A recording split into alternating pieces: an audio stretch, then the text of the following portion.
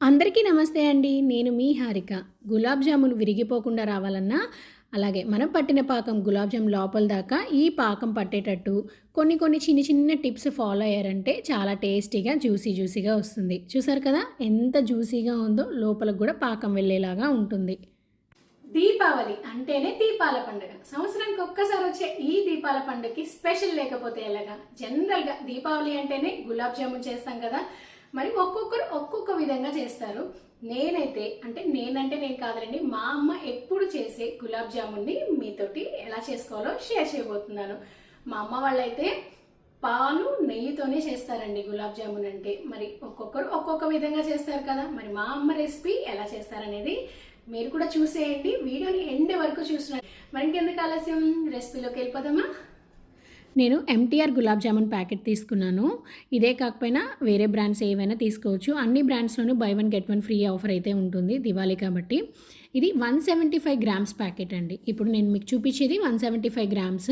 నేనైతే డైరెక్ట్గా పిండి కలిపేయకుండా ఒకసారి గులాబ్ జామున్ పౌడర్ని ఈ విధంగా జల్లించుకుంటాను. ఒకసారి జల్లించుకున్నాక లాస్ట్లో లంప్స్ అనేవి ఉంటాయి కదా, స్పూన్ తోటి ఒకసారి కలిపేసుకొని జల్లించుకున్నాక దీంట్లోనే ఒక 2-3 టేబుల్ స్పూన్ల నెయ్యి వేసి మిక్స్ చేసుకోవాలి.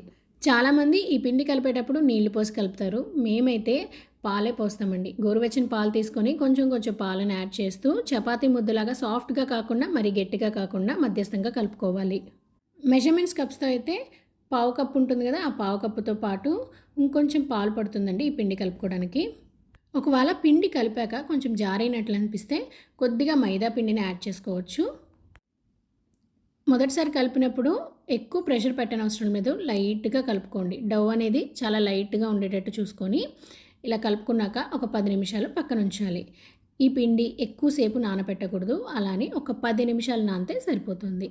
ఇప్పుడు దీనిలోకి చక్కెర పాకాన్ని ప్రిపేర్ చేసుకుందాం. దానికోసం ఒక గిన్నెలో 2 కప్పులు చక్కెర, 2 కప్పులు నీళ్లు పోసుకొని చక్కెర కరిగించుకోవాలి.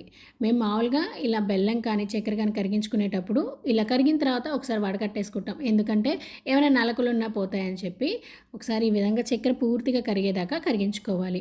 ఈ పాకం ప్రిపేర్ అవ్వడానికి కరెక్ట్గా 20 నిమిషాలు టైం పడుతుందండి. చక్కెర నీళ్లు పోసి పొయ్యి మీద పెట్టినప్పటి నుండి కరెక్ట్గా 20 నిమిషాలకి మన పాకం అనేది రెడీ అవుతుంది. కరిగాక వేరొక గిన్నెలోకి వడకట్టేసుకోవాలి. ఒక ప్యాకెట్ అంటే 175 గ్రామ్స్కి 2 కప్పులు చక్కెర సరిపోతుంది. ఇంకొంచెం ఎక్కువ వేసినా కూడా మరీ తీయగా అనిపిస్తుంది. ఇలా చక్కెర కరిగించుకునేదాకా ఫ్లేమ్ని హైలో పెట్టి కరిగాక మీడియం ఫ్లేమ్లోకి మార్చేసుకొని కరెక్ట్గా 20 నిమిషాలు టైం పెట్టుకున్నారు అంటే పాకం కన్సిస్టెన్సీ కరెక్ట్గా వస్తుందండి. మరీ చక్కెర కట్టేయకుండా ఉంటుంది. ఒకసారి టైం పెట్టుకొని చూడండి. మొదటిసారి చేసినా కూడా గులాబ్ జామున్ టైం పెట్టుకొని చేశారంటే కరెక్ట్గా వస్తుందండి. అసలు భయపడిన అవసరం లేదు ఈ పాకానికి, ఎందుకంటే చక్కెర అనేది చాలా త్వరగా పాకం కట్టేస్తుంది. చూసారా, ఈ విధంగా కొంచెం స్టిక్కీగా ఉన్నప్పుడు స్టవ్ ఆఫ్ చేసేయండి. ఇప్పుడు టైం కూడా మీకు చూపిస్తాను.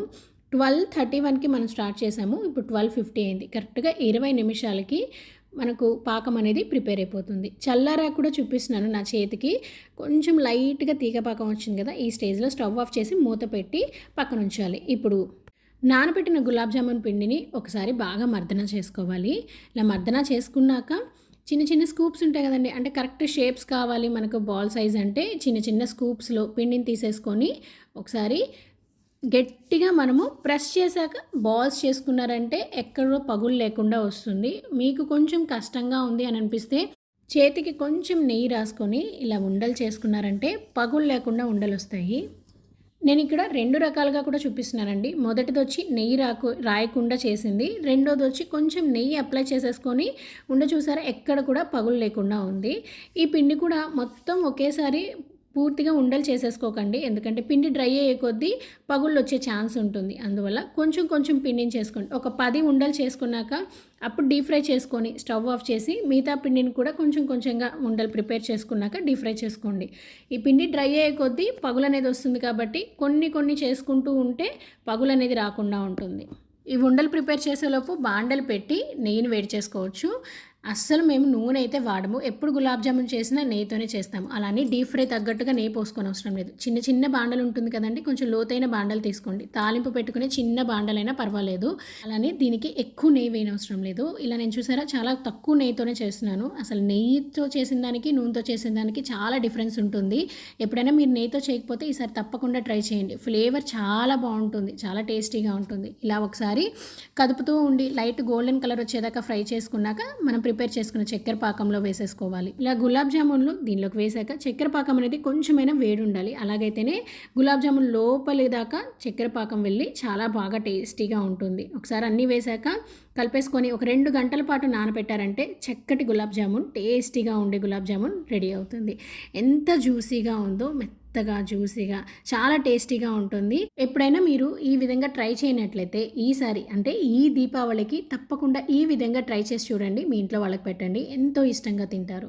మరి మీకు ఈ వీడియో యూస్ఫుల్ అనిపిస్తే లైక్ చేసి మీకు తెలిసిన వాళ్ళకి, ఫ్యామిలీ మెంబర్స్కి, రిలేటివ్స్కి షేర్ చేయండి. సబ్స్క్రైబ్ చేసుకోనట్లయితే మన ఛానల్ని ఎవరైనా కొత్తగా చూసినట్లయినా కూడా సబ్స్క్రైబ్ చేసుకొని పక్కనే ఉన్న బెల్ ఐకాన్ని క్లిక్ చేస్తే నేను ఎప్పుడు వీడియోస్ పెట్టినా మీకు నోటిఫికేషన్స్ అనేవి వస్తాయి. మరొకసారి మీకు అందరికి కూడా దీపావళి శుభాకాంక్షలు అండి. Happy Diwali and safe Diwali. Thank you.